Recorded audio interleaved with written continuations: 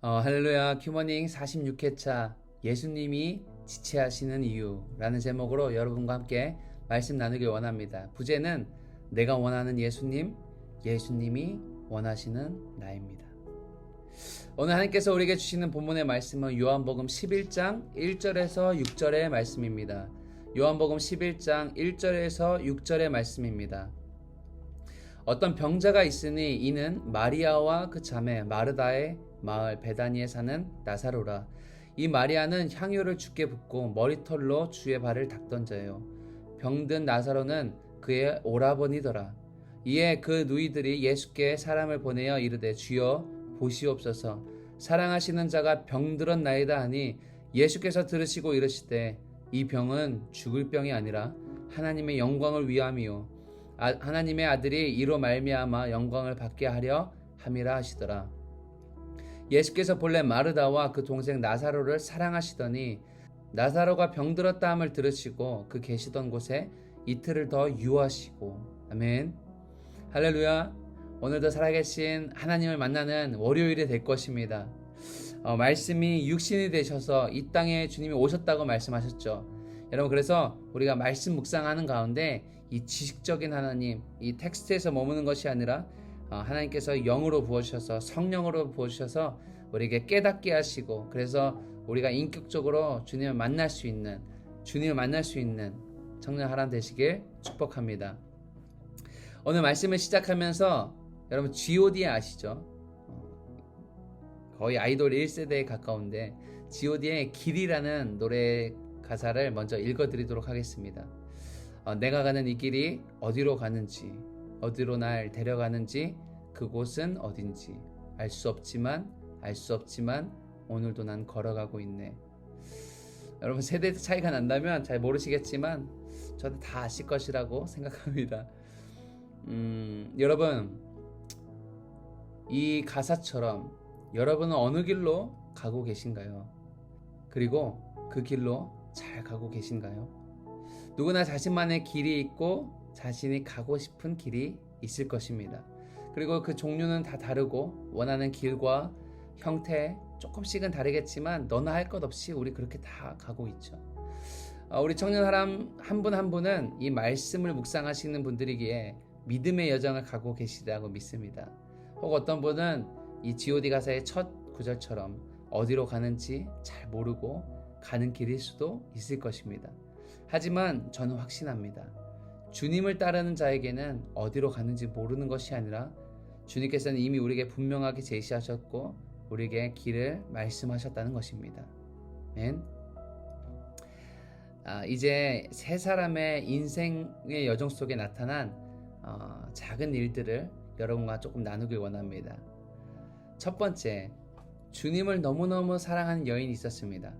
그리고 그 여인은 평생 동안 주님을 예배하고 수요 예배, 금요 예배, 새벽 예배, 주일 예배까지 빠짐없이 나오는 여인이었죠.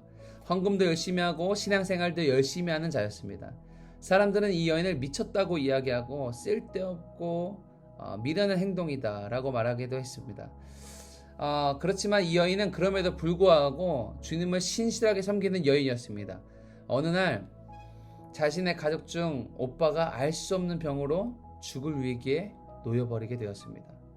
더 이상 눈을 뜨지도 못하고 숨도 제대로 못 쉬는 그런 상황에 이르러 버렸습니다. 두 번째, 한 청년이 있었습니다. 부모님의 극진한 사랑과 인생의 선배들의 조언으로 인생 여행을 잘 짜서 취업 준비도 하고 거기에 맞는 스펙도 열심히 쌓고 있었습니다. 그러던 중에 예수님을 뜨겁게 만나서 사역도 엄청 열심히 하고 그 바쁜 와중에 내가 이 복음을 비즈니스 영역에 전하겠다라고 스펙도 그리고 거기에 맞는 자격증도 시험 준비도 열심히 해서 원하는 회사에 지원하고 있었습니다. 그런데 원하는 취업이 이루어지지 않는 것입니다. 오히려 뒤처지는 것 같고 세상의 기준에 미달이 되어버리는 사람처럼 여겨지었다는 것입니다. 그리고 그렇게 시간이 흘러서 취업도 못하고 교회에서 지낸 시간이 5년이 훌쩍 넘어가고 있습니다. 세 번째, 이 작은 시골교회 개척하신 목사님이 있었습니다. 이분은 주를 위해 복음 들고 열정으로 전하시고 그렇게 예수님처럼 살겠다고 큰 포부를 가지고 시골로 내려가셨습니다. 또한 이 목사님에게 꿈이 있었는데 이 교회를 부흥시키는 것이었습니다. 그래서 최선을 다해서 전하시고 그렇게 해서 개척한 지 1년이 지났는데 여전히 교인 수는 늘지 않았습니다. 근데 더 충격적인 사실은 10년이 지나도 30년이 지나도 교인 수는 가족들과 몸이 불편하신 할머니 집사님 두 분 총 5명밖에 되지 않았다는 사실입니다. 여러분, 제가 지금 세 분의 이 예를 들어서 말씀드렸습니다. 어떠신가요? 고구마를 한 100개 드신 것 같으실까요? 이렇게 생각할 수 있을 것 같아요. 우리의 원함을 아신다는 하나님이 우리의 필요를 아시고 복에 복을 주신다고 말씀하셨던 그 하나님이 다른 사람들은 다 건강한 것 같고 예수 안 믿어도 떵떵거리며 살고 있는데 왜 내 필요는 안 채워주시는 건가? 하나님 도대체 어디 계시는가? 진짜 좋은 하나님 맞으신가? 만약에 여러분 한번 고민해 봅시다. 아주 만약에 첫 번째 여인의 오빠의 병을 예수님처럼 치료해 주지 않으신다면, 취업을 준비하는 청년이 평생 취업을 못하게 된다면, 시골교회 목사님의 교인수는 평생 5명이라면 그 하나님은 여러분에게 어떤 하나님이 되실까요? 만약 여러분의 인생에도 풀리지 않는 이 어려움이 평생에 지속된다면 여러분은 그럼에도 불구하고 믿음을 지킬 수 있을까요? 여러분, 그럼에도 불구하고 교회 예배 드리러 나오시겠습니까? 오늘 본문 속에 나타난 이 마리아는 첫 번째 여인의 이야기입니다. 그리고 그 여인은 예수님을 찾아가서 우리 오빠가 아프다 그렇게 이야기하실 때 예수님은 말씀하십니다. 이 병은 죽을 병이 아니라 하나님의 영광을 위함이요 하나님의 아들이 이로 말미암아 영광을 받게 하려 함이라. 죽을 병 앞에 놓인 그리고 자신의 오빠를 잃기 직전인 여인에게 예수님은 뜬금없는 이야기를 하십니다. 많은 사람들을 살리시고 그렇게 살려주실 줄 알아서 찾아갔는데 왜 내 오빠는 안 살려주시는가? 지금 죽기 직전인데 1분 1초가 급해서 당장 치료가 필요한 사람인데 왜 예수님은 시간을 끄시는가? 우리 인생에 이처럼 시급한 일들, 당장 급한 일들, 꼭 주님께서 해결해 주셔야만 하는 일들 반드시 존재할 것입니다. 그리고 이해되지 않는 하나님의 일들은 더 많겠죠. 여러 사람들이 이렇게 얘기하더라고요. 내가 하나님의 뜻을 알면 순종하겠다. 하나님의 의도를 알면 순종하겠다. 정말 하나님의 뜻을 알면 그렇게 순종할 수 있을까요?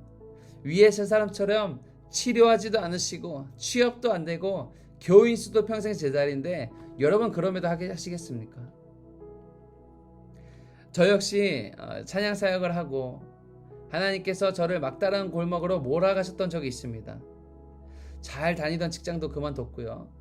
주님을 위해 예배자로 살겠다고 평생 헌신하여 최선을 다해서 섬겼지만 돌아오는 것은 빚더미뿐이었고 하루 한 개의 라면 먹을 돈조차 없어서 쫄쫄 굶는 것이 일상이었습니다. 그렇게 한 달이 지나고 1년이 지나고 2년이 지나고 3년이 지나니까 한 달, 두 달은 처음에 의지적으로 버틸 수 있었습니다. 그리고 감사하면서 지낼 수 있었죠. 근데 그것이 오래가지 못하고 하나님을 향한 분노와 증오로 바뀌는 시간이 있었습니다. 아니, 공중에 나는 새도 먹이시고 입히시는 하나님이 무슨 당신을 예배하고 살겠다는 사람을 거들떠도 보지 않으시는 겁니다. 그렇게 신용불량자가 되어버리고 알바만 하고 먹게 살게 하시나? 내 인생 주님 책임지신다더니 결국 하나님은 없다까지 가게 되더라고요. 여러분과 더 깊이 나누고자 고백하는 것은 위 세 사람을 통해서도 그리고 저를 통해서도 동일하게 하나님은 말씀하십니다. 주님께서 지체하실 땐 분명한 이유가 있다는 것입니다. 할렐루야.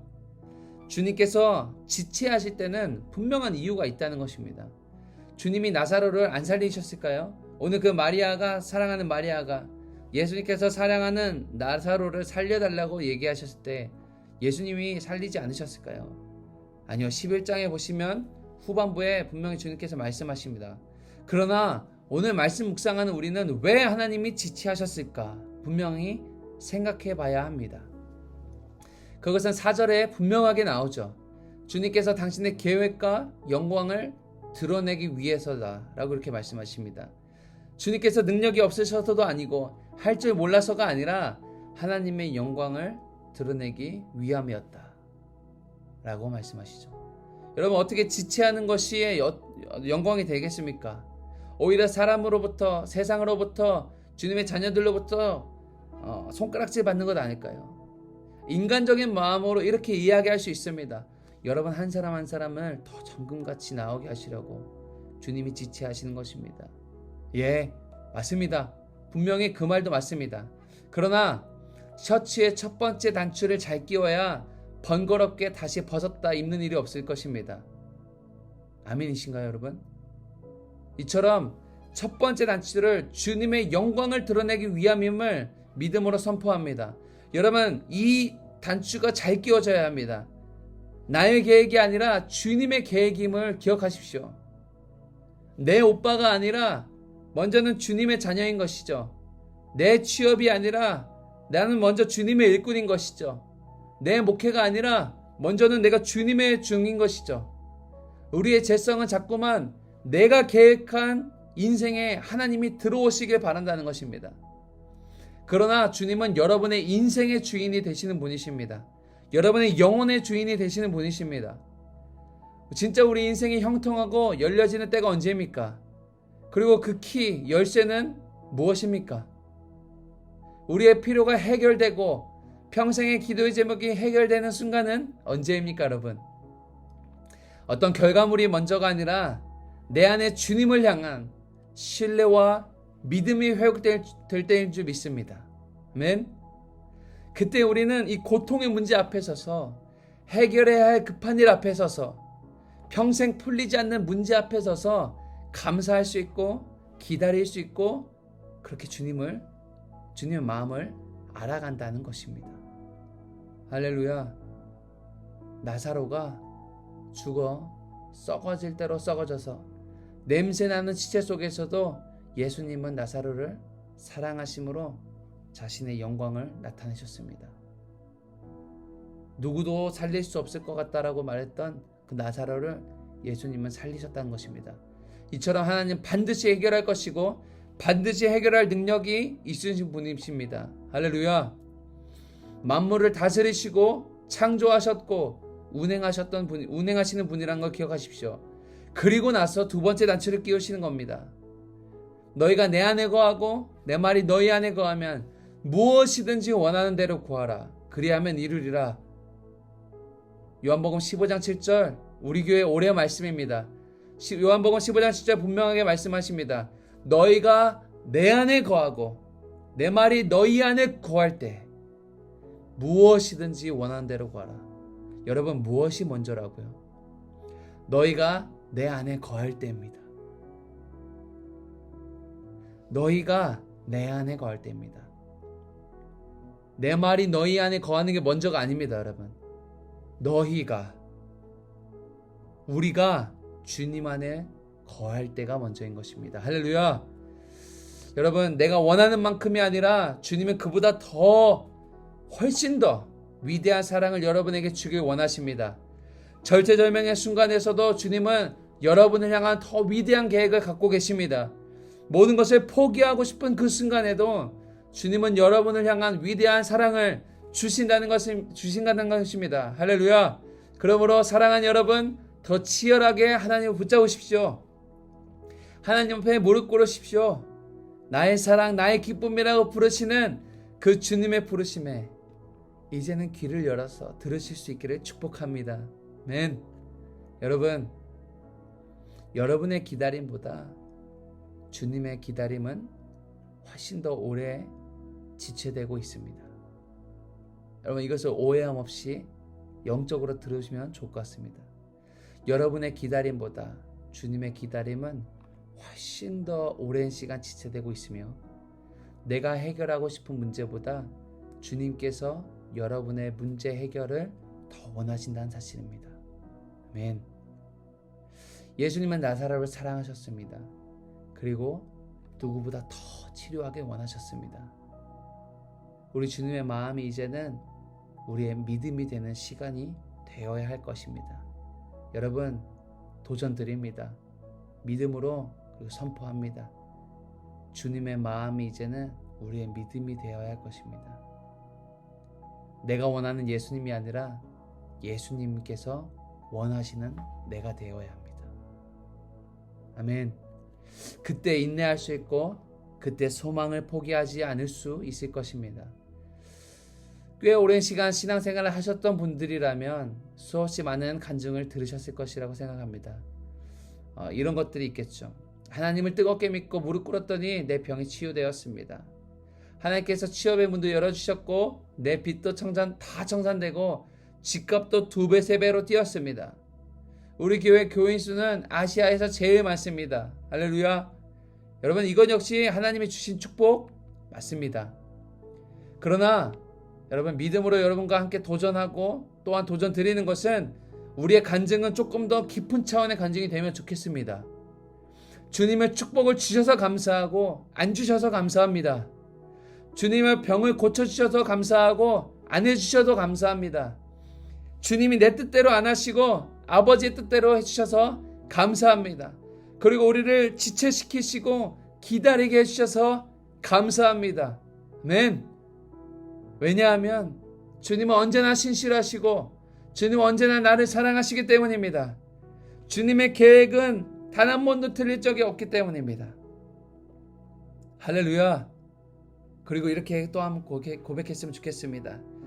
이 모든 시간을 통해서 내겐 예수님을 만난 것, 그것이 가장 큰 영광이고 기쁨이기 때문입니다. 할렐루야.